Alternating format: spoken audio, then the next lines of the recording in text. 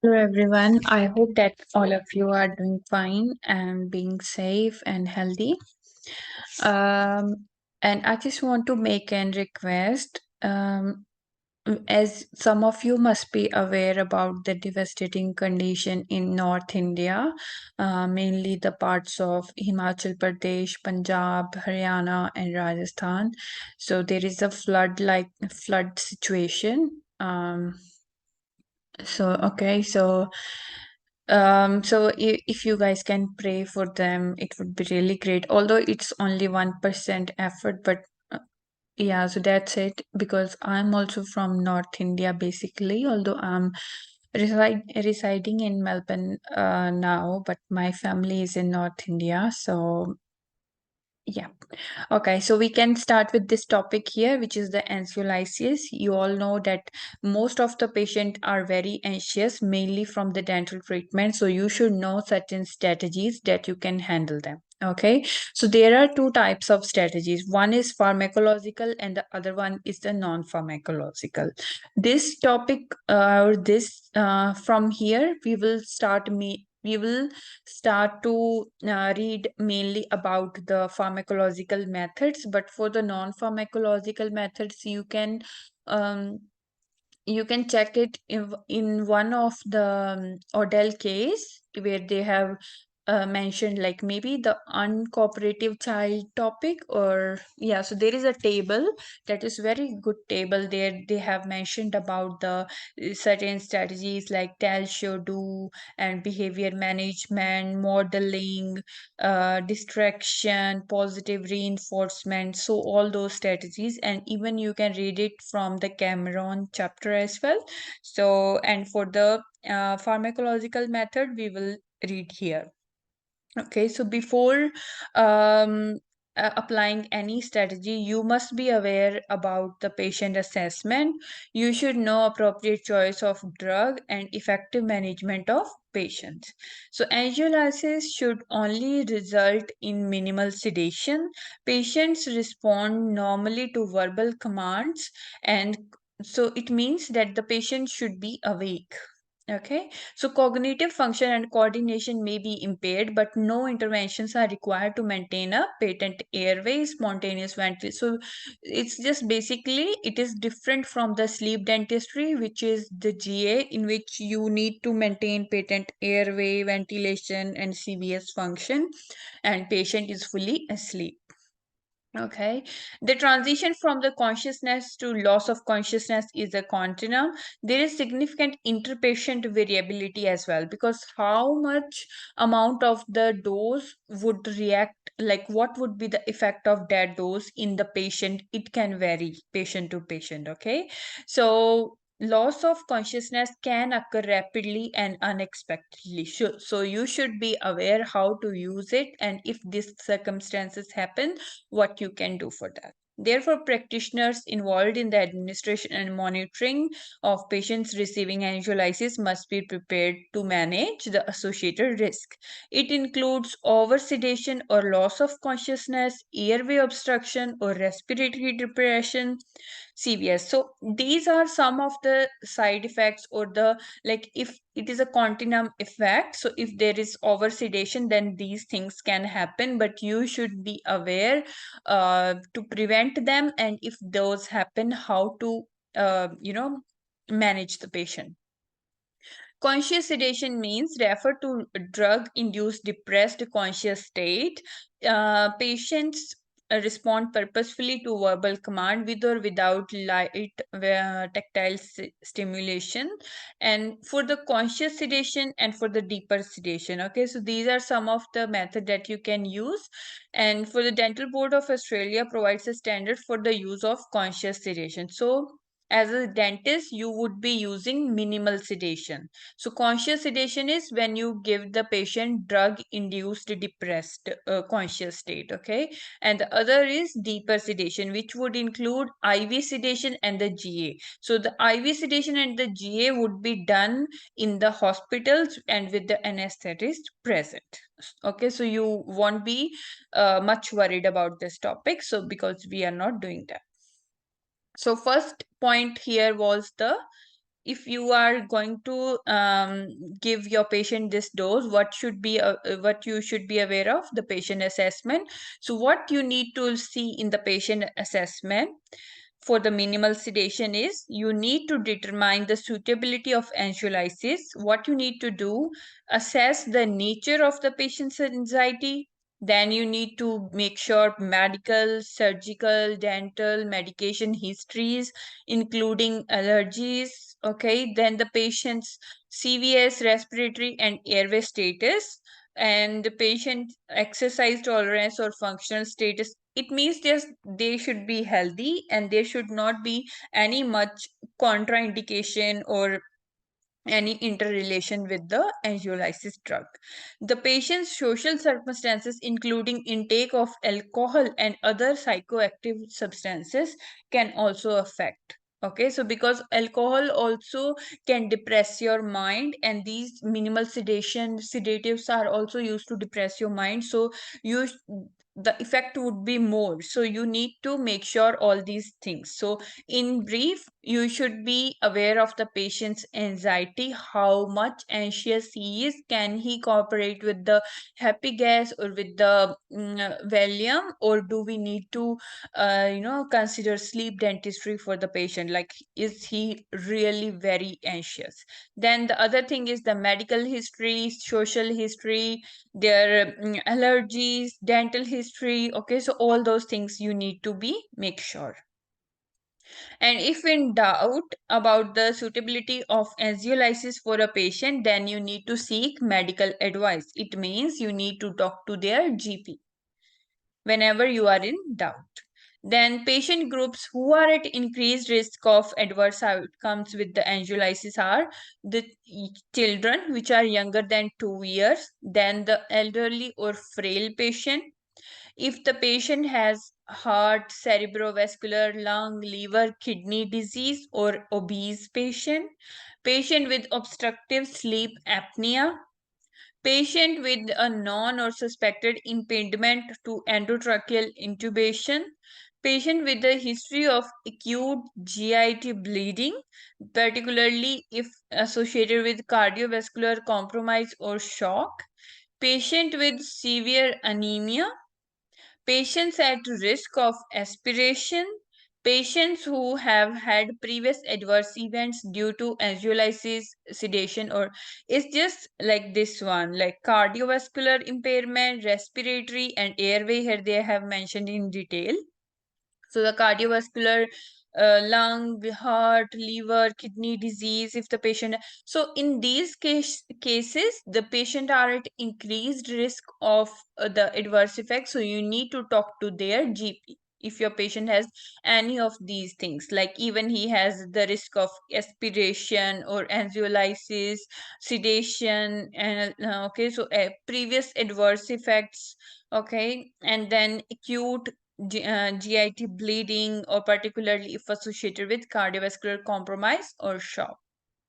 Then obese patient and the obstructive sleep apnea patient. So they are at increased risk. It's just that I don't think there is any easy way to remember this one, but you should be so thorough, and whenever you are in doubt, ask the GP. So that would be the best approach. Okay, so second step was to choosing a drug, like which drug would suit which patient. For the choice we have is the oral benzodiazepine and the inhaled nitrous oxide, which is also known as happy gas. So they are the most commonly used drugs, and administer a single dose only. Do not administer both the doses. Okay, so both the things. The choice, you need to make a choice between both of them. It would depend on patient factor, which include contraindication, potential drug interactions, or patient's preference as well, and the clinical settings and dental expertise. It means for the NO2, you need the NO2 cylinders, right? If in your clinic you do not have that cylinders, and to give the patient NO2, you should have a certificate. So if you do not have that certificate or that expertise, then you cannot give the patient nitrous oxide, then the only option you have is the oral benzodiazepine, but it would depend on certain factors. Okay, so what are the advantages and disadvantages of both of them? For the oral benzodiazepine, it is well accepted because it's just like a tablet. Okay, so patient can take it 1 hour before the procedure, and it is easy to administer because of the oral route. Okay, but the disadvantage is because of the oral route, again, it has very slow onset and long duration of action. Okay, and it cannot be titrated. You cannot increase the dose and decrease the dose as you can do it for the nitrous oxide. Okay, and it is not suitable for children or adolescents outside the specialist setting. Then inhaled nitrous oxide. So it is rapid onset because you just put the patient like mask on patient's nose, and as soon as they would start inhaling, the gas just kick in. Okay, and it is also easy to administer, and you can even titrate it. You can increase the level of gas, decrease the level of oxygen, or vice versa, and it is also suitable for children and adolescents, but it requires special training and specialized equipment. So whatever are the disadvantages of benzodiazepine are the advantages of the nitrous oxide. There is one more drug which is the methoxyflurane. It is also um, introduced as an analgesic used to facilitate painful surgical procedure and for the emergency relief of acute pain. However, it is not recommended for use as an anxiolytic for dental procedure because of inadequate evidence. So this is also they have introduced this drug. It can also be used, but they are not using it because of the inadequate evidence. So till now we have two drugs, that is the oral benzodiazepine and the nitrous. Other sedative drugs are not recommended. IV, it requires specialized postgraduate training, and it would be done in the hospitals. Then management of patient having anxiolysis in dentistry. Advise patient of the effects. You should make the patient aware what they can expect from this dose, including possible adverse effects. The patients must consent to having anxiolysis as well as the dental procedure. So consent should be signed before administering the gas because it can sedate or it can depress the thinking process. Okay, and provide patient with written instructions, give example instruction, gives example uh, instructions for patient having an oral benzodiazepine or inhaled nitrous oxide for anxiolysis for a dental procedure. So we will read here. So this is the box, which is just an example what they need to do before the appointment and after the appointment, and you should give this brochure in written so that they can compare. Okay, and they can tally with that.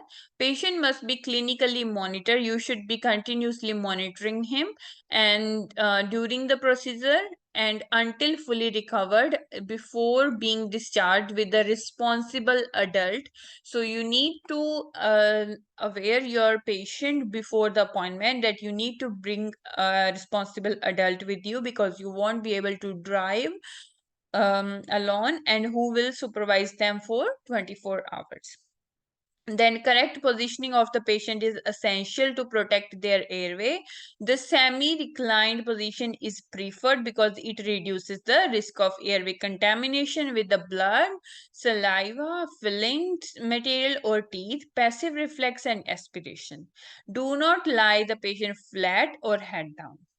The dental chair must be able to be rapidly positioned horizontally to perform cardiopulmonary resuscitation and use a rubber dam where possible to protect the airway. For preventive measures to minimize the risk of inhaled or swallowed object, we will read in the medical emergency chapter topic. Okay, so these are some of the instructions that you need to give to your patient before the appointment. They should have light meal. They should not drink alcohol or any illicit or recreational drug. If they are taking other medicine, they can take them at their usual time. And if you are having an oral medicine for anxiolysis, then it will need to be taken at the dental clinic 1 hour before the treatment start. And wear loose fitting clothes. Let your dentist know if you are feeling unwell on the day of your appointment. So after the appointment, you can stay at the clinic until you have recovered. You must be escorted home by the responsible adult, and he must also supervise you for at least 24 hours. Rest and do not undertake strenuous exercises. If you are hungry, you can have a light meal. Avoid hot food and drinks because your mouth will be numb from the LA. Do not drink or do not drive or operate machinery for 24 hours, and do not drink alcohol. Return to work, make important decisions, or sign important documents until the day after your appointment. So the effect would last up till 24 hours, so you should not be doing any of these things. So what are the choices we have for the oral benzodiazepines? So there are some of the drugs like diazepam. It starts to peak the plasma level at 30 to 90 minutes, and estimation half-life is 1 to 5 days. Lorazepam is 120 minutes, then the half-life would be 10 to 20 hours. Oxazepam has, we do not really use them, oxazepam and temazepam. We commonly use the diazepam. Okay, and the factors that influence the appropriateness of benzodiazepine use also influence the required dose. It means the sedative naive patients usually respond to a low dose and are more sensitive to the adverse effects. The which would be the whereas the patient who are already tolerable to the sedating drugs, like they are already taking these alcohols, opiates, or cannabis for any other use, they would be more resistant. So you may need to increase the level of the dose. Okay. And then for adults not at increased risk of adverse outcomes, typical regimes for anxiolysis using short acting benzodiazepine would be, so first you need to consider that chart. This before undertaking, you need to consider this chart, and if your patient does not have any of these things, that then you can give him either the short acting benzodiazepine, which is the lorazepam, oxazepam, tenazepam, or the longer duration of anxiolysis, which is the diazepam 5 milligram. Okay, then consider using a lower dose, or consider the appropriateness of administering benzodiazepine for anxiolysis. Adverse effects of benzodiazepines would include psychomotor performance, impaired memory function, delirium, dry mouth. So whatever the depressing drug can do, like they can depress your psychomotor performance, impair your memory function, delirium, dry mouth, blurred vision. Elderly or frail patient are particularly susceptible to ataxia and confusion, memory dysfunction, and cognitive impairment. Warn patients that the adverse effects of benzodiazepine can affect their behavior, coordination, and ability to drive and operate machinery safely. And all benzodiazepines can produce discontinuation symptoms. These can be psychological, or so even after the effect has waned off, so there is still psychological or physiological effects, and are related to the dose and the duration. Rebound anxiety can occur even after a single dose of short-acting benzodiazepine, particularly alprazolam or midazolam. Okay, so because of the potential for tolerance and dependence with continued use, so that's the reason we only prescribe the patient single dose of benzodiazepine, because it is very, notorious drug, and it can make the patient dependent. Then the nitrous oxide, this page this and this page, it is very, very important. Let me tell you, you will, each and every line of nitrous oxide is very important, because these days this is very popular. Many people use happy gas as a method to relieve their anxiety, and you should know everything. Even there are certain articles as well for the nitrous oxide. Even you can check online or on Google or some references. I think Cameron also covered nitrous oxide topic, so it is very important. Nitrous oxide means it is combined with oxygen, and it is administered via nasal mask. It is an established, safe, and effective technique for anxiolysis in dentistry. The use of nitrous oxide for anxiolysis was previously known as relative analgesia, because it can also help in lowering down the pain threshold. Nitrous oxide can be used for apprehensive patients and to facilitate treatment in patients who could not otherwise be managed in. So, just to help the apprehensive patient.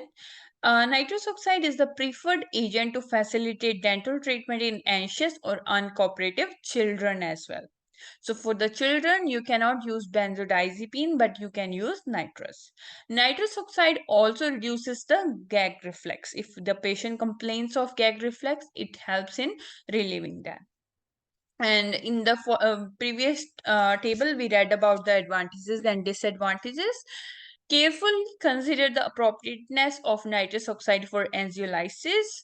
And for a list of patients who are at increased risk, so the same table that we read before, nitrous oxide is contraindicated in patient with the condition where air is trapped within a body, because the way how the nitrous oxide goes into the body is through the inhalation.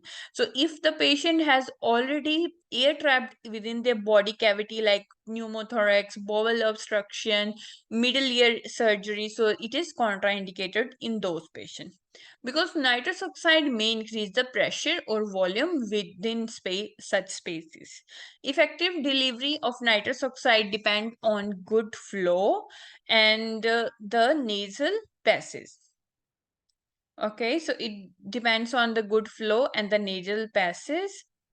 And so confirm there is no nasal congestion or obstruction before administration. Nitrous oxide is administered starting at a low concentration and then titrated to clinical effect. It is commonly administered at a concentration. So what should be the good concentration? 50% of anxiolysis for dental procedure. In most purpose-built equipment, there is an inbuilt safety feature that does not allow more than 70%. So 50% is usually like it's the more than enough, but still in the equipment it is an setup that more than 70% you cannot increase the dose. Nitrous oxide has a rapid onset of action. Response varies between individuals. At a concentration of 50% nitrous oxide, peak effect would be expected in 70 kg adult within 3 to 5 minutes. Okay, so monitor the patient clinically at all times, preferably with the pulse oximeter. So with the pulse oximetry, you would be monitoring his oxygen level, and the effect would show up in 3 to 5 minutes. Resuscitation equipment must also be available, because if there is any overdosing, then you should be able to resuscitate the patient. Use nitrous oxide in a well ventilated area with an appropriate scavenging device to minimize room air contamination and staff exposure. And you should make your nurse aware if they are pregnant. With the repeated use of nitrous oxide, it can lead to spontaneous first term miscarriage. So you need to inform your staff of this risk. When nitrous oxide administered is stopped, then recovery is rapid, because the drug is rapidly removed from the body. And if you have given your patient nitrous oxide for more than 10 minutes or longer, then it is common practice that after that you should give them 3 to 5 minutes of oxygen. Okay, to prevent an abrupt decrease in oxygen saturation of arterial blood, monitor the patient's clinical response and recovery. The main adverse effects of nitrous oxide relate to the development of hypoxia. Even with the commonly used concentration of 50%, nitrous oxide is capable of occasionally producing loss of consciousness and impaired cough and gag reflex. Okay, some children have a paradoxical reaction to nitrous oxide. Other adverse effects are rare and may include nausea, vomiting, hypotension, and respiratory effects. Okay, so you should be aware like in which situation you can use nitrous oxide, what are the indication, contraindication, amount, like on which amount you need to give the patient a nitrous oxide, and how after how many minutes you can expect the changes, and